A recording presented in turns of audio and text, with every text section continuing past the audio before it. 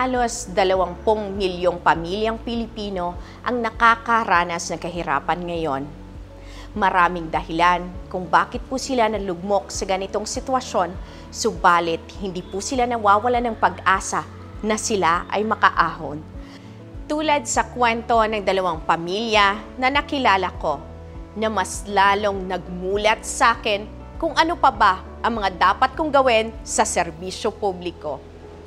Ako si Ate Roslyn at ito ang real life stories ng pamilyang Pilipino. Mga kwento na may pagmamahal sa kapwa. Mga kwento na may puso para tumulong. Mga kwento ng pag-asa. Ako si Ate Roslyn at ito ang real life stories ng bawat Pilipino. Nakilala ko ang mag-asawang Cherry and Chuderico Ortega na kasalukuyang umaasa sa kanilang anak para maitawid ang kalam ng sikmura sa isang araw. Paano sila humantong sa ganito? Ito ang kanilang kwento. Nandito po tayo ngayon sa San Andres, Bukid, dito sa Manila. So pupuntahan po natin ngayon ang pamilya Ortega. Ay, morning po! Kamusta kayo, Nay? Ito po, buhay pa. O, laban lang, no?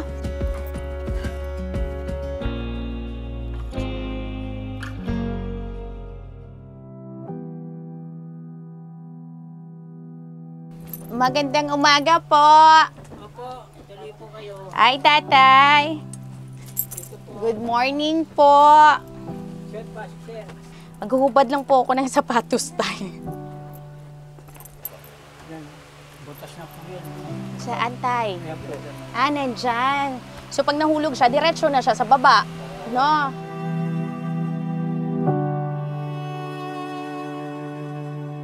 Tatay, matanong ko lang, kamusta naman po yung sitwasyon nyo dito? Okay lang po. Minsan hindi na kaya, minsan meron. Ilan kayong nakatira sa bahay nyo dito? Ano po, Lahat ng anak nyo nandito? Opo, 4, 5, 6, 7, 8. Tapos si, Erika.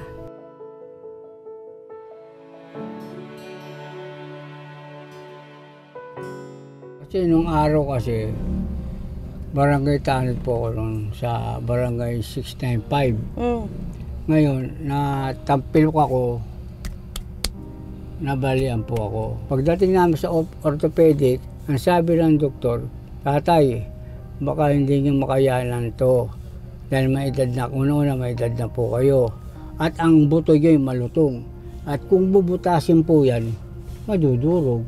Kaya hindi na ako pumayag, baka madisgrasya po ako. Nakakalakad pa kayo din? O, ganyan. Yung saklay? May tungkod, saklay. Oo, dalawa. Lakad na hindi po. Tatay at saka nanay, maaari nyo bang ikwento sa amin paano nyo po sinusurvive o tinatawid ang pang-araw-araw na? Hindi po, kami, yung anak po namin kasi wala man po kaming income na mag-asawa. Yung anak po namin na bakla, bumibili ng bigas 1 kilo, tapos ulam, siya po. Pagdating ng gabi, ganun po kasi wala kami income.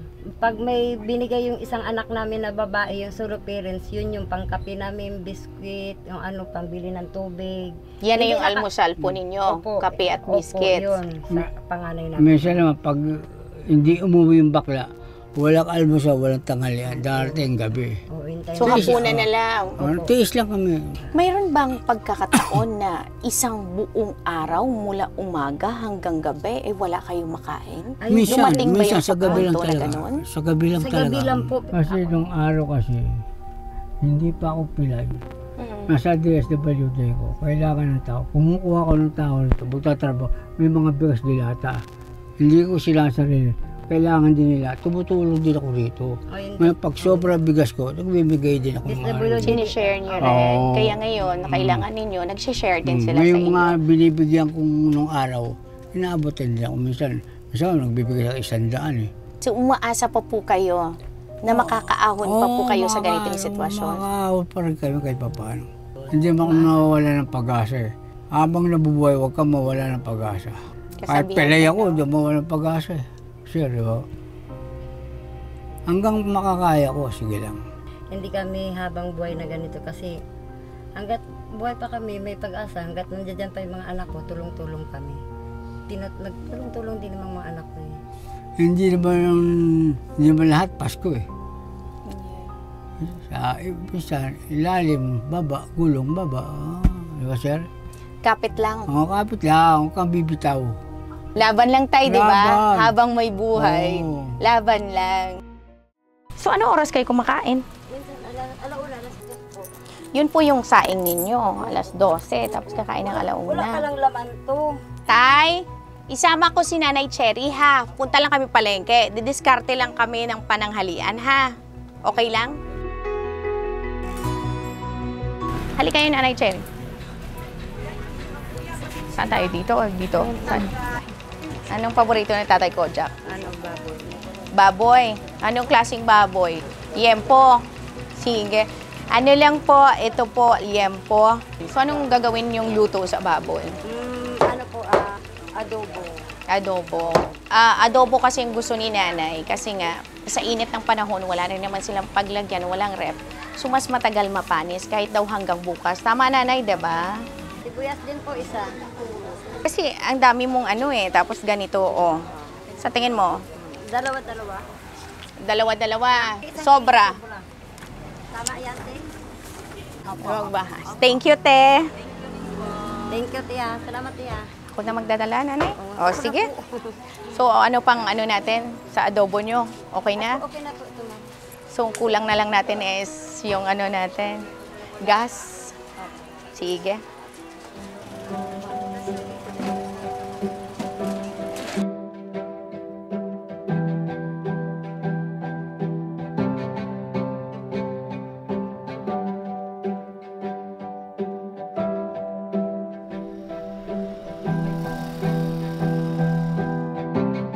Positive sila. Hindi sila nawawalan ng pag-asa. Gusto ko yung sinabi ni Tatay. Ng buhay is parang gulong na umiikot lang. Minsan nasa baba, minsan nasa taas. Pero ang importante, lumalaban ka at hindi ka gagawa ng masama para ikabubuhay ng pamilya mo. So, guys, tara na, samahan nyo na ako. Babalikan na natin sila Nanay. Excited na ako, baka luto na yung adobo niya. Tara!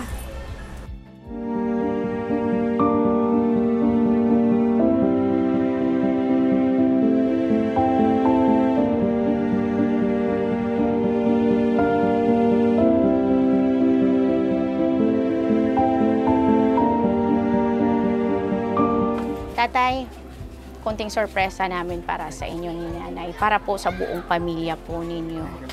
Kahit matawid yung pang-araw-araw, di ba? Sabi mo nga kanina sa akin, eh, may time na talagang wala. Solve problem. Salamat po, ma'am. Di ba? So, Nanay Cherry, Tatay Kojak, may kasama po ako mula sa DSWD, sa City of Manila po. Nandyan po si Miss Mika. Yeah. Hello po, good afternoon po. Ako po si Mika. So sa amin pong opisina, sa programa po, meron po kaming mga binibigay na programa and services like financial assistance. Pwede po namin kayong maisama po doon. Meron din po kaming binibigay na services po like material assistance kung wala po kayong pang-araw-araw na pagkain. Nagbibigay po kami doon, pwede po kaming magbigay weekly. Meron din po kaming livelihood, ma'am, pero kailangan po namin kayong i-interview pa po doon na for follow-ups po. Kailangan din po namin kayong i-monitor para po maipasok po kayo sa employment, sa livelihood po. Ito po yung sinasabi ko kanina sa inyo na dapat po sustainable ang maibigay natin. Kasi ang iniisip po natin ngayon, hindi lang short term, hindi lang ngayon o hindi lang bukas, kung hindi pang matagalan. Pang matagalan na tulong po para sa inyo. 'Di ba? Remember, sabi nyo nga kanina, naalala ko, ang buhay gulong lang. 'Di ba? So ito yung mari naming ibigay na solusyon sa inyo, na pangmatagalang solusyon po. Yun po.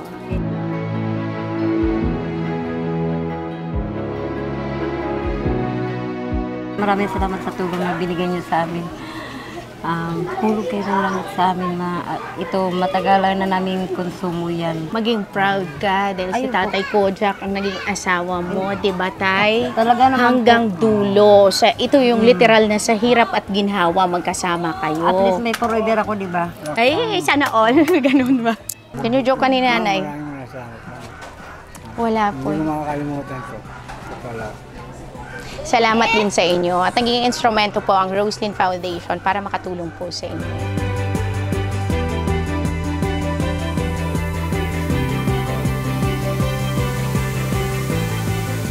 Gaya ng sinabi ni Tatay Chuderico, hindi habang buhay ay nasa ibaba ang kalagayan mo. Kaya't umaasa ako sa oportunidad na ibinahagi natin sa kanila na tulungan rin nila ang kanilang sarili na umasenso at hindi aasa sa iba.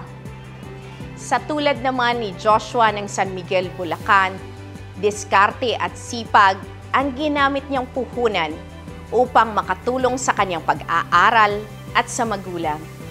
Alamin po natin ang kanyang real-life story.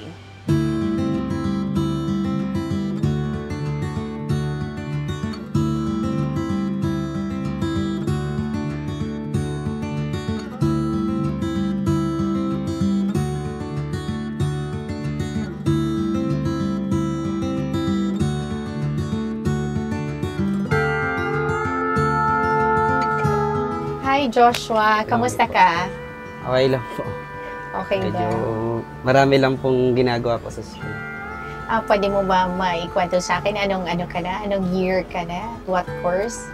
Currently taking po ako ng Bachelor of Science in Development Communication. Second year po. Kamusta naman yung pag-aaral mo? Ayun po, okay naman po sa ngayon. Okay naman sa ngayon. Bakit mo nasabing okay sa ngayon? Minsan po, sobrang dami pong ginagawa.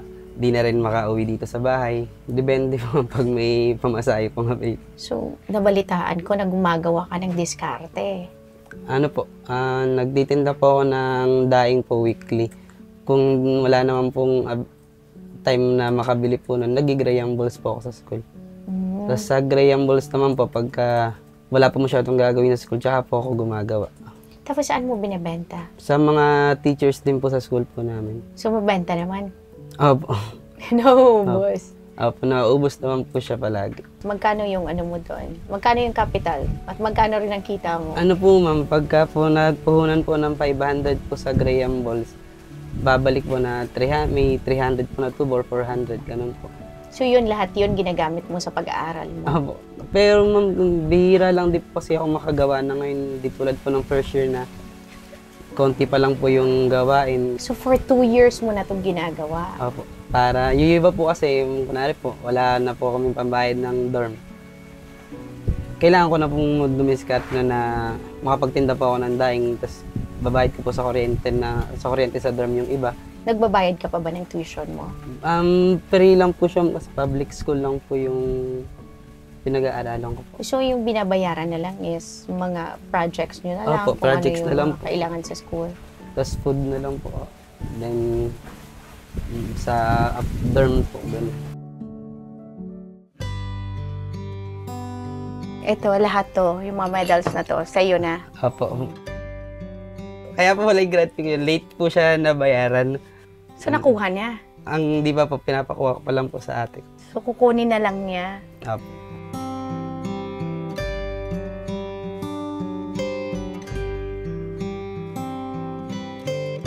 Dito po tayo ngayon sa sakahan kung saan nangungupahan ang pamilya ni Joshua. Sa nakikita niyo po ngayon, sobrang tagtuyot, kaya wala po silang ani, and then wala rin po silang kita. Kamusta naman po yung buhay po dito? Ano ba? Para bumano. Kasi mahirap ang buhay din ngayon. Mahirap ang buhay ngayon dito. Dahil sa tag-init ba? Walang hanap buhay. Paano niyo po natutulungan yung anak ninyo si Josh sa kanyang pag-aaral po? Kasi siya may extra trabaho. Pagka may kasi nagbababoy, gano'n, may nagpapalaga rito ng baboy sa amin. Ayun, kahit paano nakakatulong sa kanila sa pag-aaral. May baboy pa ba kayo? Meron kaming isang gagawing inahin.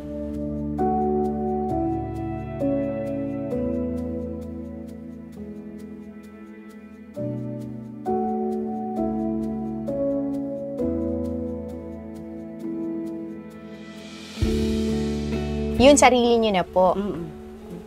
Maganda po yung pag sarili na. Malaking tulong na rin. Ang problema naman ng pambili pagkain. Ay, ano. Kasi tulad ngayon, wala pong trabaho, walang ano. So, paano po ngayon na sobrang init? Ano na lang pong pinagkukuhanan po ninyo ng hanap buhay? Sa ngayon, wala sa ngayon. Yun nga, pa-extra lang sa mga construction.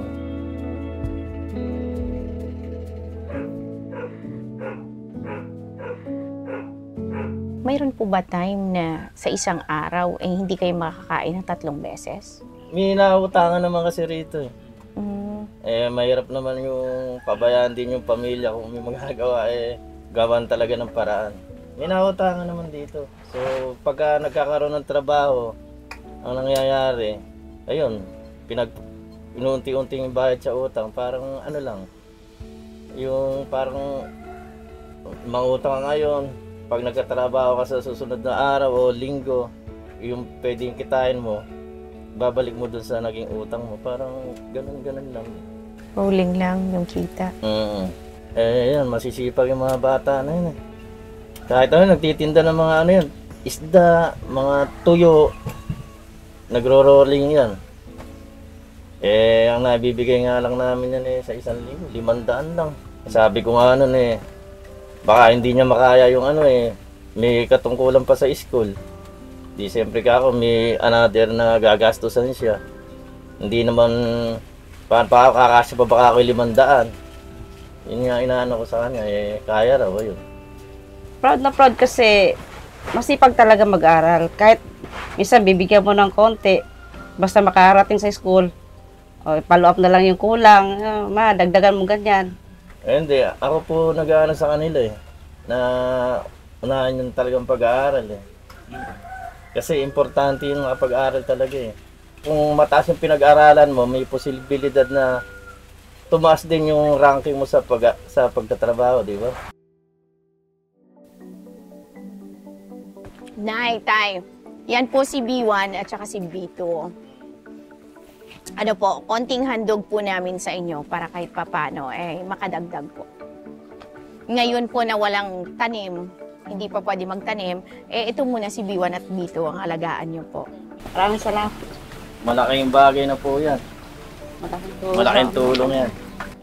Malaking tulong. Sa amin talaga yan. Yan!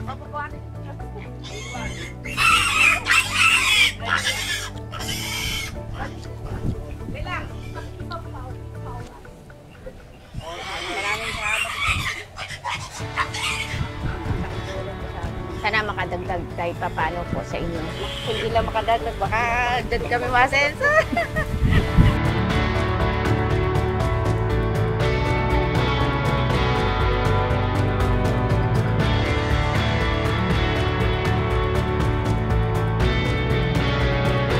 So Joshua, ito na yon yung sinabi ko na wala kang lusot ngayon.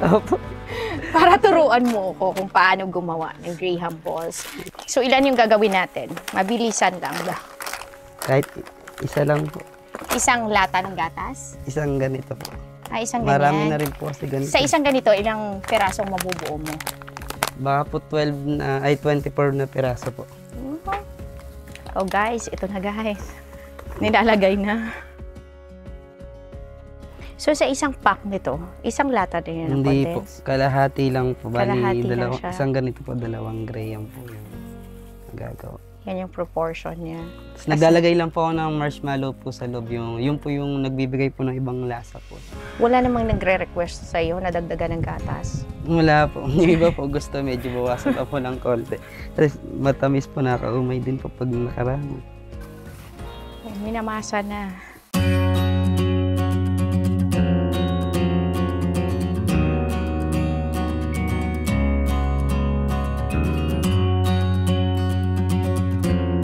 Pabilog na.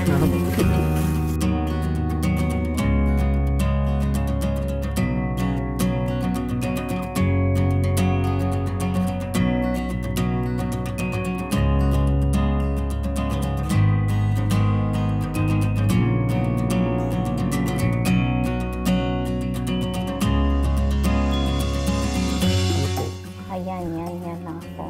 So, So, titikman na natin. Ito.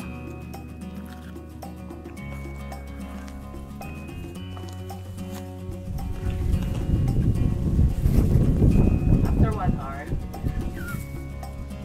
So, ngayon naintindihan ko na kung bakit gusto niya nalagyan ng marshmallow sa gitna. Kasi, pag pure siya, malagkit. Opo. Tapos na-overpower po ng tamis lahat. Mm. Opo.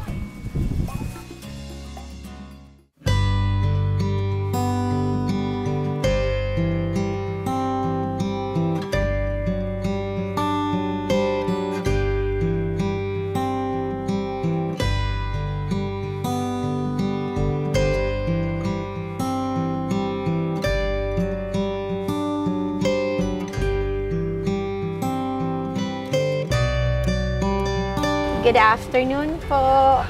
Hello ma'am, ma'am nagbebenta po kami ng Graham balls po. Pang snacks po, Graham balls. Baka gusto niyo po i-try. Ay, mayroon na. Opo. Sige. Thank you po. Dito po. Saan? Dito po. Saan? Hello ma'am. Nagbebenta po ulit ako ng Graham balls. Baka may gusto po sa inyo. Mayroon pong plain. Mayroon rin pong ganito. So may sprinkles. Yan lang, dalawa lang. Ito po. Baka gusto niyo po, pang snacks. Pag bumili po kayo, makakatulong po kayo sa kanya. Pangdagdag allowance niya daw po. Yes po, 100 po itong isang box. So alin po dito, madam? Thank you po. At kayo na pong pumili. Tapos doon po tayo ma'am sa IT building po. IT building. Yes po. Tawag po dito, Graham balls po. 100 po ito, isang pack. Kung gusto nyo lang po, para matry nyo rin. Tingnan nyo po, ito, dalawa. Galing din ma'am magbenta. Ay, sige, salamat. Thank you po.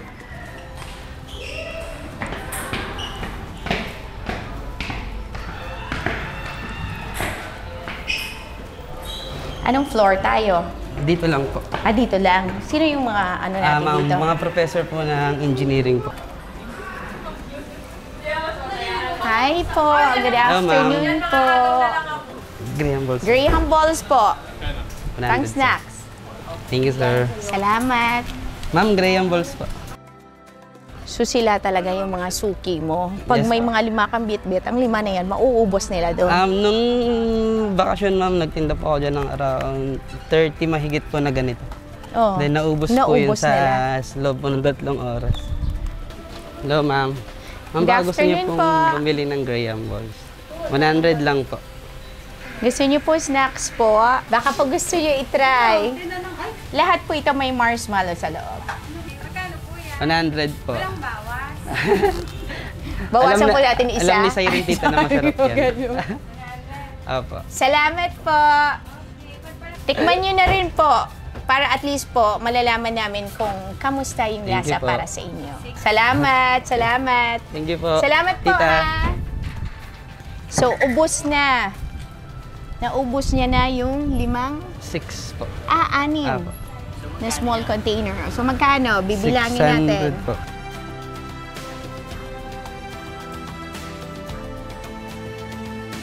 Ayun po. Thank you po sa opportunity, ma'am, na masamahan niyo po ako sa isang pagtitinda ko po. Kasama po kayong lahat.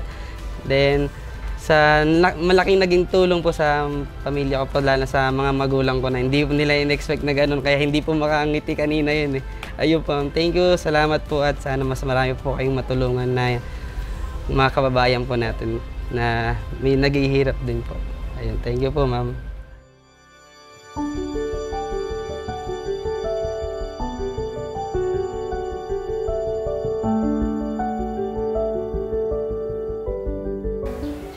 Joshua, habang nagsusulat ka,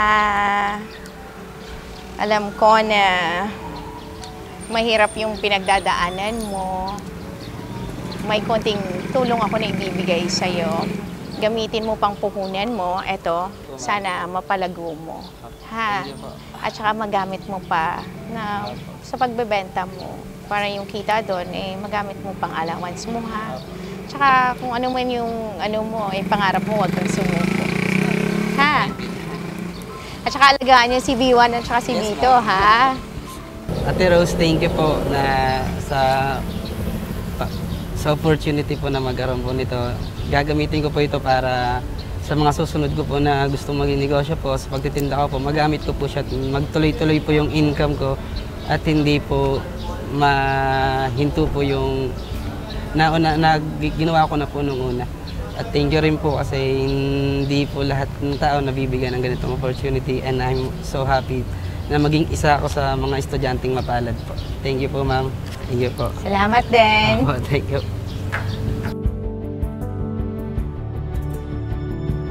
Alam kong malayo pang mararating ng tulad ni Joshua na nagsisipag at hindi sumusuko.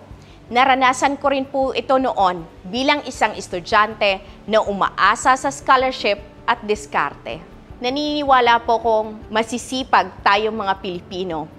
Kailangan lang po ng mga kababayan natin ay mabigyan ng tamang break o oportunidad na makapaghanap buhay at maiangat ang kanilang sarili. Kaya narito ang inyong lingkod at ang Roslyn Foundation para magbigay ng ganitong mga tulong at serbisyo. Sama-sama po tayong umahon sa kahirapan para sa mas masaganang kinabukasan ng ating pamilya at ng bayan. Ako si Ate Roslyn at ito ang real life stories ng bawat pamilyang Pilipino. Nilaga po gupini sabal, nilaga po gupini balot. Kasi sa summer, minsan di nga kami nakakain sa isang araw, 2 araw. Kailangan lumaban lang tayo hanggat kayang-kaya pa. Nabugbog ka habang nagtitinda? Ito, 9 na tayo po yan.